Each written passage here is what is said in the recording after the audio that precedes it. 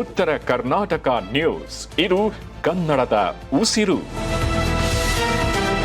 ಕೊಪ್ಪಳ ಜಿಲ್ಲೆ ಕೊಪ್ಪಳ ತಾಲೂಕಿನ ಕಿನ್ನಾಳ್ ಗ್ರಾಮದಲ್ಲಿ ಆಯೋಜನೆ ಮಾಡಲಾದ ಕಾರ್ಯಕ್ರಮದಲ್ಲಿ ಕರ್ನಾಟಕ ರಾಜ್ಯ ರೈತ ಸಂಘ ಹಾಗೂ ಹಸಿರು ಸೇನೆಯ ರಾಜ್ಯಾಧ್ಯಕ್ಷರಾದ ಚುನ್ನಪ್ಪ ಪೂಜಾರಿ ಹಾಗೂ ರಾಜ್ಯ ಗೌರವಾಧ್ಯಕ್ಷರಾದ ಶಶಿಕಾಂತ್ ಪಡಲ್ಸಲಗಿ, ರಾಜ್ಯ ಪದಾಧಿಕಾರಿಗಳು, ಜಿಲ್ಲಾ ಪದಾಧಿಕಾರಿಗಳು, ತಾಲೂಕು ಪದಾಧಿಕಾರಿಗಳ ನೇತೃತ್ವದಲ್ಲಿ ಸೋಮವಾರ ದಿವಸ ಕಿನ್ನಾಳ ನೂತನ ರೈತ ಸಂಘದ ಗ್ರಾಮ ಘಟಕದ ಸಮಾರಂಭದ ಉದ್ಘಾಟನೆಯ ಅಂಗವಾಗಿ ಕಿನ್ನಾಳ ಗ್ರಾಮದ ನೂತನ ರೈತ ಸಂಘದ ಪದಾಧಿಕಾರಿಗಳ ವತಿಯಿಂದ ಗ್ರಾಮದ ಪ್ರಮುಖ ರಾಜಬೀದಿಗಳಲ್ಲಿ ಡೋಳು ಕುಣಿತದೊಂದಿಗೆ ಎತ್ತಿನ ಗಾಡಿ ಮೆರವಣಿಗೆ ಮೂಲಕ ರೈತ ಸಂಘದ ಕಿನ್ನಾಳ ಗ್ರಾಮ ಘಟಕವನ್ನು ಸಸಿಗೆ ನೀರು ಹಾಕುವ ಮೂಲಕ ರೈತ ಸಂಘವನ್ನು ಉದ್ಘಾಟನೆ ಮಾಡಲಾಯಿತು.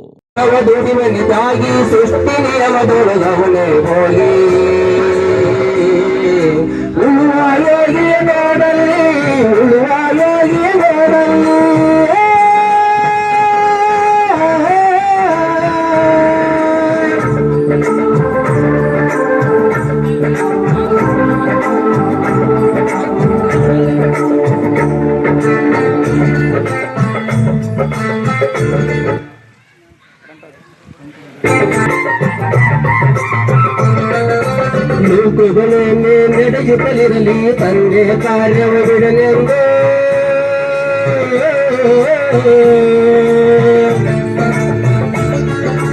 ಕಾರ್ಯದೋಗಳಲ್ಲಿ ರಾಜ್ಯಗಳಲ್ಲಿ ಸಲಿ ಹಾರಲಿದತ್ತುಗೆ ಮುಕುಟನರು ರಾಜ್ಯಗಳಲ್ಲಿ ಸಲಿ ರಾಜ್ಯಗಳಲ್ಲಿ ಹಾರಲಿದತ್ತುಗೆ ಮುಕುಟನರು.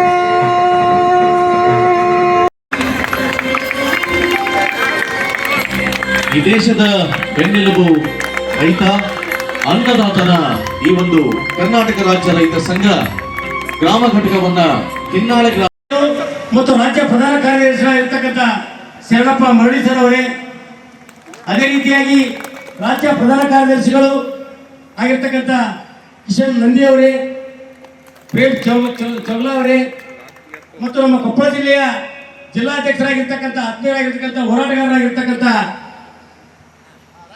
ಸುಬ್ರಿಯಪ್ಪ ಬಿ ಅವರೇ, ರಾಜ್ಯ ಉಪಾಧ್ಯಕ್ಷರು ಆತ್ಮೀಯರಾಗಿರುವಂತ ಇಸ್ಮಾಯಿಲ್ ನಾಲ್ಗೊಂದ್ ಅವರೇ, ಅದೇ ರೀತಿಯಾಗಿ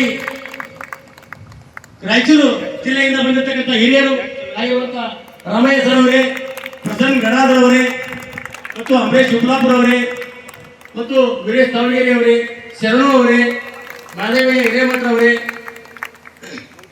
ಮಂಜು ಗೋಡಿ ಅವರೇ, ಇಲ್ಲಿ ನಡೀತಕ್ಕಂಥ ಎಲ್ಲ ರೈತ ಬಂಧುಗಳೇ,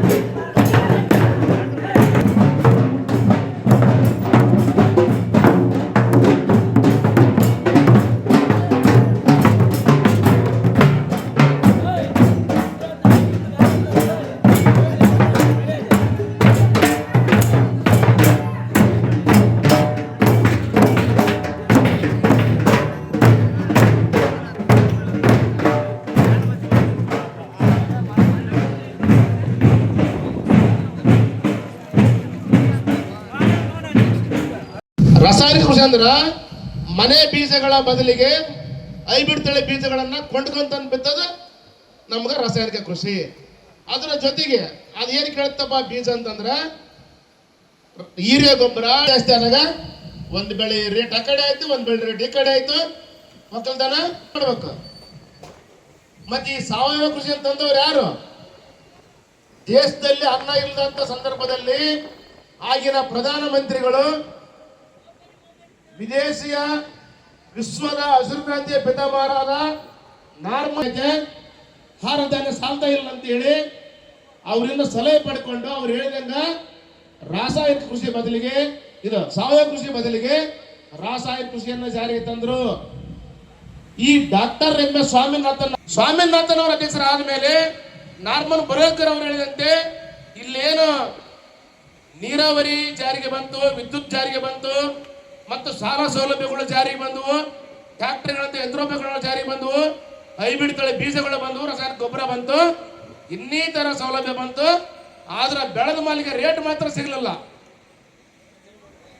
ಯಾಕಂತ ಅನ್ಬೋದು ನೀವು?